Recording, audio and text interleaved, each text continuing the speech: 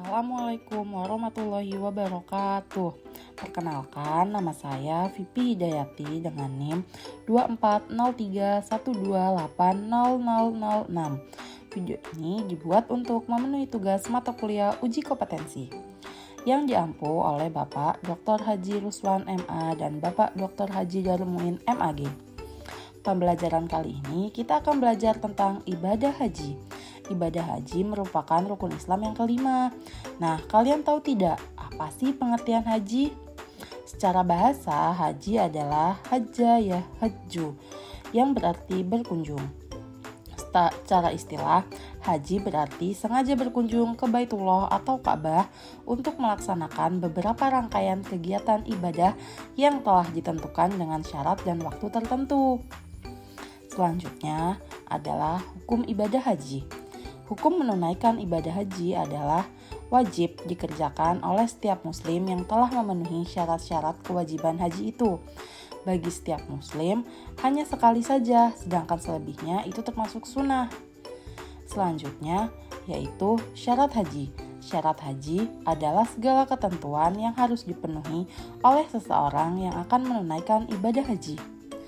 Nah, apa saja sih syarat-syaratnya? Yaitu yang pertama adalah beragama Islam. Bagi selain umat Islam, maka tidak wajib melaksanakan ibadah haji. Kemudian yang kedua adalah balik. Seseorang yang belum balik tidak diwajibkan melaksanakan haji. Namun apabila ada anak yang belum balik dan diajak orang tuanya menunaikan ibadah haji, maka hajinya tetap sah, namun tidak menggugurkan kewajiban ibadah haji ketika ia sudah balik. Yang ketiga adalah berakal sehat. Nah, orang yang dengan gangguan jiwa tidak memiliki kewajiban haji dan rukun Islam lainnya. Karena semua rukun Islam termasuk haji harus dilakukan dengan sadar. Sementara orang dengan gangguan jiwa melakukan apa saja yang tidak ia sadari. Kemudian yang keempat adalah merdeka. Merdeka di sini artinya bebas, tidak sedang dalam tekanan.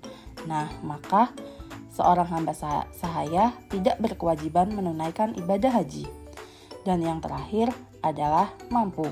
Mampu artinya kuat fisiknya dan juga biayanya, baik mencukupi untuk perjalanan selama ibadah haji maupun keluarga yang ditinggalkan di rumah. Selanjutnya yaitu rukun haji. Rukun haji adalah serangkaian amalan haji yang harus dikerjakan. Apabila tidak dikerjakan, maka ibadah hajinya tidak sah atau batal. Nah, anak-anak, rukun haji diantaranya adalah yang pertama ihram. Ihram yaitu berpakaian ihram berupa kain putih yang tidak dijahit. Kemudian yang kedua adalah wukuf di Arafah pada tanggal 9 Zulhijjah. Wukuf adalah berdiam diri sambil berzikir dan mendengarkan khutbah pada tanggal 9 Zulhijjah di Arafah. Wukuf dimulai ketika matahari tergelincir ke arah barat sampai matahari terbenam. Wukuf di Arafah merupakan puncak ibadah haji. Kemudian selanjutnya ada tawaf. Tawaf ifadah yaitu mengelilingi Ka'bah sebanyak 7 kali. Nah, selanjutnya ada sa'i. Sa'i yaitu berjalan atau berlari-lari kecil antara Bukit Sofa ke Bukit Marwah sebanyak 7 kali juga. Sa'i merupakan napak tilas Siti Hajar ketika mencari air untuk putranya Ismail. Selanjutnya adalah tahallul atau memotong ataupun juga mencukur rambut. Tahallul artinya bercukur atau memotong beberapa helai rambut sebagai pertanda telah bebas dari larangan dalam ibadah haji. Yang terakhir yaitu tertib. Tertib artinya urut. Semua rukun harus dilakukan dengan urut dan tidak boleh dilakukan dengan bolak-balik. Nah, anak-anak, selanjutnya itu adalah wajib haji.